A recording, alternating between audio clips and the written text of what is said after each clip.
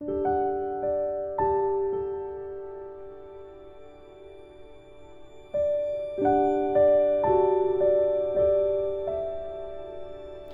ciudadanos que han ejercido los más elevados cargos no deben desdeñar el desempeño de los más modestos.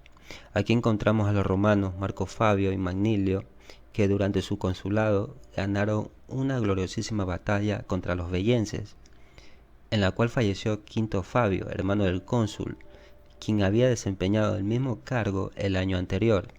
Como menciona Tito Livio en Historia de Roma desde su fundación, libro 2, Quinto Fabio se le había encargado la guerra contra los volscos y los equos, que la llevó con gran éxito, pero al momento de ganar la guerra, lo primero que hace es vender y depositar el dinero derivado de la venta en el tesoro público, y no dividió el botín entre sus soldados.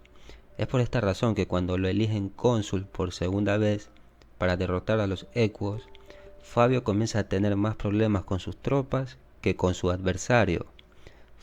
Fabio, el general, no le encontró remedio alguno y lo que hace es regresar a Roma, sin haber conseguido incrementar su gloria militar. Enseguida, los patricios lo descienden a soldado. Después nombran cónsul a Marco Fabio y a Gneo Manilio. Pero como los soldados continuaban con la indisciplina en frente de estos dos nuevos cónsules, aparece Fabio y les aconseja que utilicen la religión para disciplinarlos. Recordemos que en el capítulo 11 o 12 nos había mencionado Maquiavelo que los romanos utilizaban la religión para crear ese sentimiento de profundo temor a los dioses. De esta forma, la religión romana se fundó en el temor, y es así que los soldados acceden a hacer el juramento al padre de Júpiter y los demás dioses. Los soldados marchan al combate, pero los romanos no esperaban que los veyenses, los etruscos y los equos estuvieran aliados. De tanto pelear, finalmente la victoria es para Marco Fabio y Manlio, pero quien cae en batalla en esta guerra es Quinto Fabio. Este ejemplo que cita Maquiavelo tiene que ver con la costumbre, porque a pesar que Quinto Fabio había ocupado un cargo importante y fue descendido como un simple soldado, no se sintió despreciado por la República. ¿Por qué? Porque él seguía participando, dando estrategias, dando ideas. La costumbre de los romanos era tener la obligación de proteger los asuntos públicos. Es como plantea Aristóteles en su obra La Política. En esa obra nos dice que los hombres no solamente deben desarrollar virtudes teóricas, sino también acciones que estén basadas en la ética, para llevar a cabo el bien propio, el de la familia y el del Estado. No importa si estás en un cargo alto o bajo, el ciudadano es capaz tanto de mandar como obedecer bien. Sin embargo, Maquiavelo no enfatiza la necesidad de gobernar para adquirir la virtud de la prudencia. Maquiavelo destaca el valor de la moderación que ejercen los políticos experimentados sobre las ambiciones de los jóvenes elegidos para altos cargos.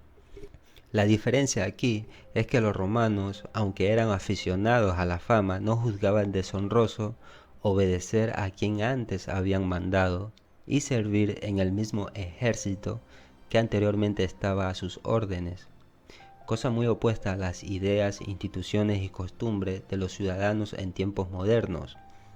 Maquiavelo, cuando dejó de ser un consejero de alto rango debido a la hostilidad de la familia Medici, él aceptó asignaciones muy humildes. Por ejemplo, en 1521 fue enviado a Carpi, cerca de Módena, como orador de Florencia en la Asamblea General de la Orden Franciscana, para realizar un negocio menor para los Médicis. Pero cuando llega a Carpi, recibe una solicitud del oficial del arte florentino para llevar a cabo una misión. Adivinen cuál era la misión. Simplemente era encontrar un predicador de Cuaresma. Esto fue un insulto a su talento y su reputación. Maquiavelo sirvió a su país lo mejor que pudo, y que lo traten de esa manera es una ingratitud por parte de la República Florentina. Después Maquiavelo, en el capítulo 37, hace una crítica a la ley agraria romana. Comienza con una serie de comentarios sombríos sobre la naturaleza humana, afirmando que la ambición, el deseo y el descontento son componentes esenciales de la condición humana. En este contexto, presenta las pasiones involucradas en este conflicto. Por un lado, la plebe romana, que comenzó a luchar por la ambición de querer compartir con los nobles los honores y las riquezas, es decir, las disputas nobiliarias con las disputas económicas, pero inmediatamente Maquiavelo llega a la conclusión de que esto nos enseña hasta qué punto los hombres estiman más las riquezas que los honores.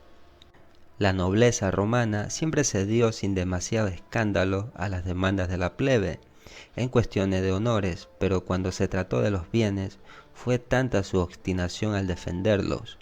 Maquiavelo nos muestra en este capítulo que la disputa por los bienes se convierte en un conflicto político por la dominación o la libertad. Profundicemos un poco para entender el conflicto. Resulta que la ley agraria tenía dos partes esenciales. Primero, ningún ciudadano podía poseer más de un cierto número de acres de tierra. Y segundo lugar, requería que todas las tierras tomadas de los enemigos extranjeros se dividieran entre el pueblo romano.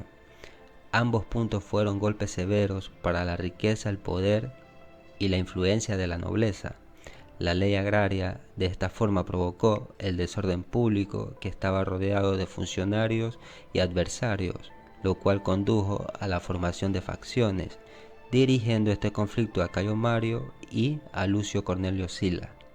Después Maquiavelo sugiere que las repúblicas modernas se muestran más débiles e indecisas que las romanas, porque no saben cómo aceptar y presentar una necesidad como elección propia.